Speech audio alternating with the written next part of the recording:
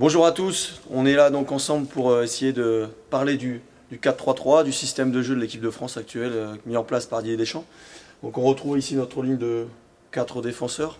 Sur ce système, le gros point fort du 4-3-3, c'est vraiment ici ce triangle au milieu de terrain, qui est vraiment pour moi l'équilibre, ce qui garantit l'équilibre du système et qui va assurer la déformation, la reformation du bloc. L'avantage de ce système-là, c'est qu'on peut avoir par ce triangle beaucoup de projections vers l'avant avec ces joueurs ici. Voilà, ça, dans l'animation offensive, c'est très important avec des joueurs comme Pogba ou Matuidi qui ont vraiment une force de percussion et qui permettent d'amener beaucoup de soutien à l'attaquant de pointe. Ensuite, s'il faut résumer ce système-là et la qualité du système avec un mot, je dirais que c'est le terme triangle. On a beaucoup de complémentarité dans ce système entre ces joueurs-là, où on a un premier triangle, on a forcément un deuxième triangle. Ici c'est pareil, on a un troisième triangle, et puis forcément ici le triangle est ici. Donc en fait toute l'animation offensive et défensive et l'utilité de ce système repose dans l'animation, la déformation et la reformation de ces triangles. Et dès l'instant où on a beaucoup de complémentarité avec les joueurs, à l'image de ce que fait Didier Deschamps actuellement, on a un système qui est très performant. Donc, en ce qui concerne l'animation offensive de ce système-là, il y a beaucoup de choses qui reposent sur en fait, un principe simple qui est appui, remise, profondeur. Donc par exemple, on peut très bien avoir un appui sur l'attaquant de pointe, un soutien et un jeu dans la profondeur pour le joueur excentré. Et donc c'est pour ça que la complémentarité entre des réseaux de 3 joueurs, c'est pour ça qu'on parle souvent de triangle, elle est très importante. Ça nous permet de trouver souvent des joueurs lancés, et à l'image de ce qu'a fait l'équipe de France sur les 2 premiers matchs de la Coupe du Monde, on retrouve souvent ce principe-là. Alors en ce qui concerne l'animation défensive, il est évident que la clé de voûte de ce système-là, qui préserve l'équilibre, c'est ce garçon ici, qu'on appelle souvent dans le football moderne la sentinelle. Donc c'est le joueur qui a le plus la vocation défensive du milieu de terrain. Donc en équipe de France, souvent c'est Yohan Cabaye. Lui, il doit tout le temps préserver l'équilibre du système. C'est-à-dire que dès l'instant au niveau offensif où ces joueurs-là ne sont plus là, lui doit assurer en fait être le garant du milieu de terrain et être en quelque sorte le libéraux du milieu de terrain. Le deuxième avantage de ce système-là, c'est que quand on a des joueurs vraiment offensifs qui vont participer et que l'adversaire contre-attaque en jouant sur les zones latérales, on a ces garçons-là ici qui vont venir en fait compenser les départs.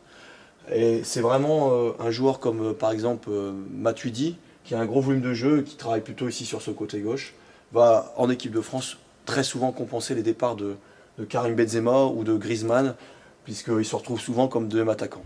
Et donc l'équilibre de système défensif, il est vraiment assuré par ce triangle au milieu de terrain et par ces joueurs qui sont capables d'aller boucher les espaces lorsque les joueurs attaquants sont devant le but et on s'expose à une situation de contre-attaque.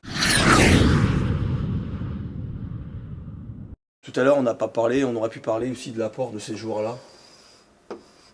Et on le voit beaucoup en équipe de France avec Mathieu Debuchy et Patrick Evra, qui en fait n'hésitent pas à participer offensivement et à apporter des centres. Et donc dans ce système-là, leur rôle est aussi très important. Alors maintenant, 2 ou 3 astuces pour essayer de contrer ce système-là. On doit essayer d'exploiter en fait les espaces libérés par l'animation offensive du système. Donc ces joueurs-là qui ont tendance forcément et qui sont obligés d'apporter offensivement, ou alors ces latéraux qui participent, la clé pour essayer de les contrer, c'est vraiment à la récupération du ballon, essayer de trouver des espaces qui ont été libérés dans cette zone ici, ou alors sur les zones latérales.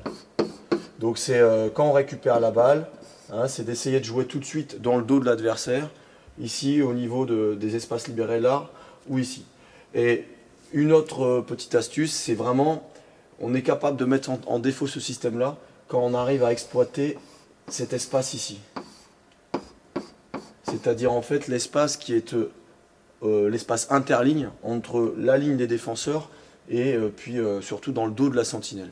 Dès l'instant où on arrive à faire décrocher un joueur dans cette zone-là et à le toucher, là après on peut sur un appui remise engager du jeu vers l'avant et trouver des joueurs qui s'engagent pour jouer dans le dos de la défense. Donc c'est vraiment réussir à trouver cet espace interligne, en fait à casser les lignes équilibratrices du système 4-3-3.